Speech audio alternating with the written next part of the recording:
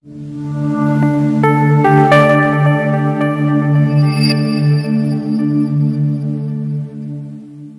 হৃদয়স্পৰ্শ কাহিনী, ইচ্ছাবিহীন বিবাহ।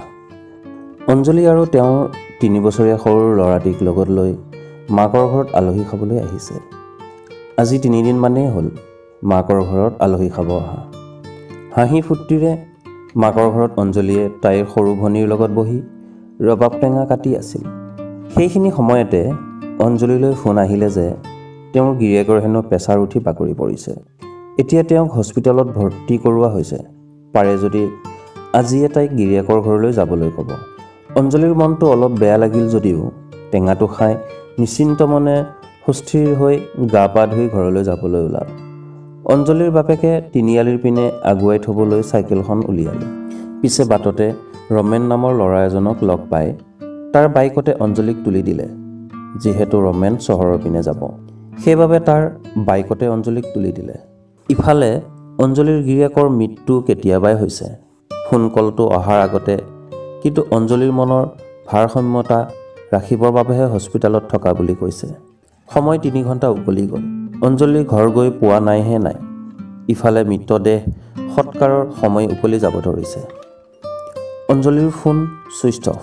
অঞ্জলিৰ বাপেকক ফোন কৰি সকলো ঘটনাখিনি অঞ্জলিৰ দেউৰে কৈ দিয়ে, কিন্তু অঞ্জলিহে এতিয়ালৈ ঘৰ গৈ পোৱা নাই।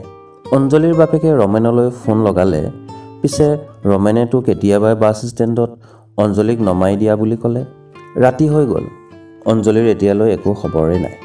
কিবা অঘটন ঘটা বুলি ভাবি অঞ্জলিৰ গিৰিয়েক ঘৰৰ পৰিয়ালে মৃতদেহটো মৃগত থোৱাৰ ব্যৱস্থা কৰিলে। পিছদিনা বাতৰি কাকতত খবৰ আহিলে যে ৰাস্তাৰ কাষতে 3-4 বছৰীয়া এটি শিশু পোৱা গৈছে। পুলিচে উদ্ধাৰ কৰিছে শিশুটো। সেই শিশুটো আন কোনো নহয়, অঞ্জলিৰে পুতেক। কিন্তু অঞ্জলিৰহে খবৰ পোৱা নাই। ঘটনাটো কোনোবা ফালে মাৰ যোৱা বুলি অঞ্জলিৰ গিৰিয়েকৰ পৰিয়ালে এজাহাৰ এখন দিলে আৰু তাইক বাট নেচাই গিৰিয়েকক অন্তিম সৎকাৰ কৰিলে। ঘটনাৰ 5 দিন পাৰ হৈ গ'ল, কিন্তু এতিয়ালৈ অঞ্জলিৰ খবৰে নাই। পুলিচেও কোনো সুংসূত্ৰ পোৱা নাই। 6ষ্ঠ দিনৰ দিনা অঞ্জলিৰ নিৰুদ্দেশ কথা টিভি পেপাৰত সকলোতে ফটোৰ সৈতে খবৰ ছপাই দিলে। ছ'চিয়েল মিডিয়াতো হাজাৰ হাজাৰ শ্বেয়াৰ হ'ল। অৱশেষত 13 দিন পাৰ হৈ যোৱাৰ পিছত অঞ্জলিৰ খবৰ আহিলে তাই কোনো দুৰ্ঘটনাত নোহোৱা হোৱা নাই, বৰঞ্চ নিজে ইচ্ছামতে আনৰ লগত বিয়া হ'বলৈ পলাই গৈছে। অৱশেষত পুলিচে অঞ্জলি আৰু তাইক পলাই লৈ যোৱা ল'ৰাজনক গ্ৰেপ্তাৰ কৰিলে। সংবাদ মাধ্যমৰ প্ৰশ্নৰ উত্তৰত অঞ্জলিয়ে সকলো কথা খুলি ক'লে যে তাইক জোৰ জবস্তি অনমানলৈ বিয়া দিছে অঞ্জলিৰ পৰিয়ালে, কাৰণ তেওঁ বহু ধন সম্পত্তি টকা পইচাৰ মালিক আছিল। অঞ্জলিক একো কথা নুসুধি বিয়া ফিক্স কৰি পেলাইছে। কিন্তু তাই যে আগৰ পৰাই ৰমেন নামৰ ল'ৰাজনক ভাল পাই আছিল, সেই কথা তাইৰ ঘৰৰ মানুহে নেজানিছিল আৰু ক'বলৈ সুযোগো দিয়া নাছিল। বিয়াৰ আগতে তাইক ঘৰতে বন্দী কৰি ৰাখিছিল। পিছে প্ৰেমক জানো বাধা দিব পাৰি?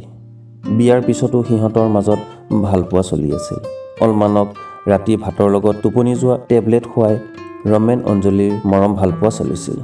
অলমানৰ মৃত্যু প্ৰেছাৰ উঠি নহয়, অঞ্জলিয়ে দিয়া বিশেষ বিষৰ বাবেহে হৈছে, যিটো লাহে লাহে কাম কৰে।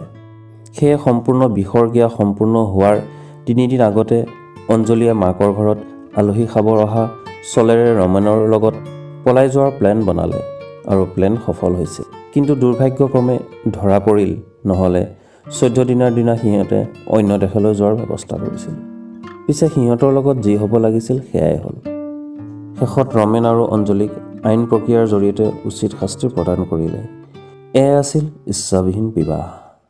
যদি ভিডিঅ'টো চাই ভাল পাইছে তেনেহ'লে লাইক এটা কৰিব আৰু চেনেলটোলৈ যদি নতুনকৈ আহিছে তেনেহ'লে চেনেলটো ছাবস্ক্ৰাইব কৰি বেল আইকনটো প্ৰেছ কৰি দিব। পুনৰ লগ পাম আৰু এটা নতুন ভাল লগা কাহিনীৰ সৈতে। তেতিয়ালৈকে আপুনি সুস্থ আৰু সবল হৈ থাকক। ধন্যবাদ।